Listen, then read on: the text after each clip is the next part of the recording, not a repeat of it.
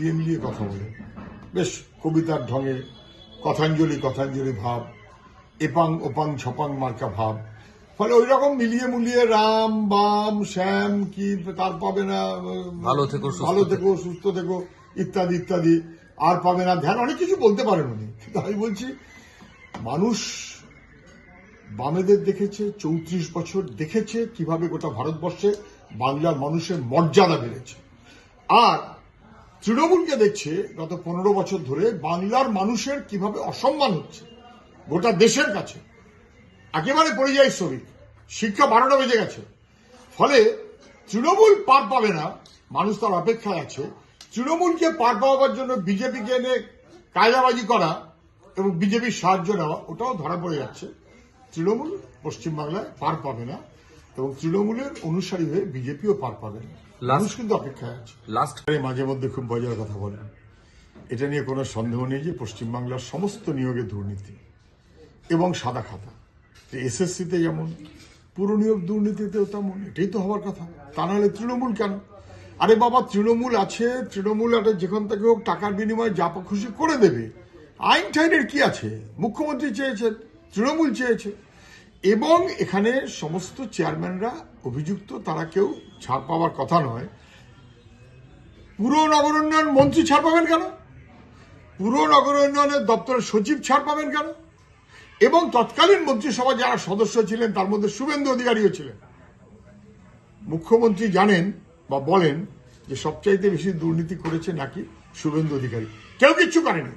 শুভেন্দু অধিকারী বিজেপিতে থাকবে, আর বিজেপি রাজ্য সরকারের দুর্নীতির বিরুদ্ধে ব্যবস্থা নেবে, শুভেন্দুর হাতে হাত করা পড়বে, বিজেপি থাকতে তা হবে না। বিজেপি কখনো তৃণমূলকে বিপদে ফেলতে রাজি না, তাহলে শুভেন্দুকেও বিপদে পড়তে হবে। সুজন খুবই গুরুত্বপূর্ণ, আমাদের সবার মুখ্যমন্ত্রী।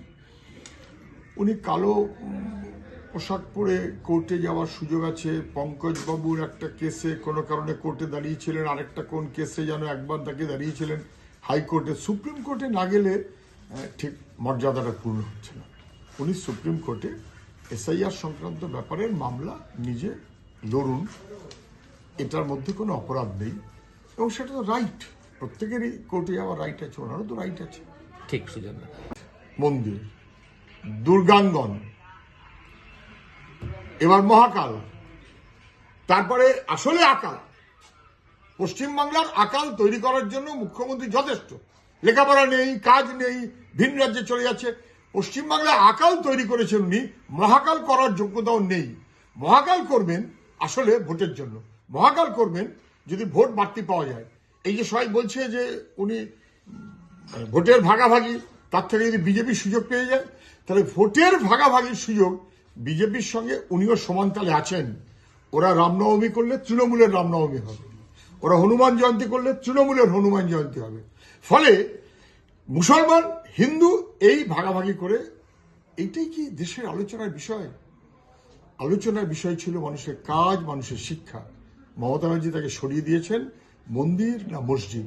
খুব দুর্ভাগ্য, এবং এটা সরকারের টাকায়, এটা বেঠিক, বেআইনি, অসাংবিধানিক। Thank you so much. বলেছেন যে এসআইআর নিয়ে মামলা, তিনি সুপ্রিম কোর্টে নিজেই আইনজীবী হবেন। ওনার তো উচিত সুপ্রিম কোর্টে মামলাটা ঠুকে সেই মামলায় উনি নিজেই সওয়াল করবেন। ওনার চাইতে বড় উকিল কিন্তু বাংলায় তো নেই বটেই, ভারতবর্ষ খুব কম আছে। এবং উনি যদি নেন খুব ভালো, উনি ওকালতি করছেন। উনি তো কালো পোশাক পরার একটা কি রাইট ওনার আছে বলে আমি শুনেছি। এটা নিয়ে কোনো সন্দেহ নেই যে এসআইআর যে উদ্দেশ্যে করছে দিল্লি, নাগরিকত্ব এবং অনুপ্রবেশ, এটা ভয়ঙ্কর বিপজ্জনক। অনুপ্রবেশের নাম করে সাধারণ মানুষকে বিপদে ফেলা হচ্ছে। মুখ্যমন্ত্রীকে আমি শুধু একই কথা আবার মনে করিয়ে দেব, অনুপ্রবেশের তত্ত্ব পশ্চিমবাংলায় হাজির করে পশ্চিমবাংলার ভোটারদের বিদেশি এবং অনুপ্রবেশকারী বলে দাগিয়ে দিয়েছিলেন তো উনি নিজে। ওই যে কাগজে বান্ডিল করে ছুঁড়ে মেরেছিলেন, ওর অপরাধ, তার সুযোগ নিচ্ছে বিজেপি এবং মানুষকে বিপন্ন করছে। নির্ভুল ভোটাধিকার চাই, নির্ভুল ভোটাধিকার চাই। মৃত মানুষের নাম বাদ দিতে হবে। আবার বেআইনি ভাবে যারা আছেন, না, হতে পারে না। সরকার তার আইন করেছে, সেই আইন অনুযায়ী করবে। কিন্তু কে অনুপ্রবেশকারী আর কে বেআইনি আর কার নাগরিকত্ব নেই, এইটার রাইট হোম মিনিস্ট্রি, সেইটা এদের না। কিন্তু মুখ্যমন্ত্রী দয়া করে সুপ্রিম কোর্টে কালো পোশাক পরে ব্রিফটা নিন। এই প্রসঙ্গে যেটা পাওয়া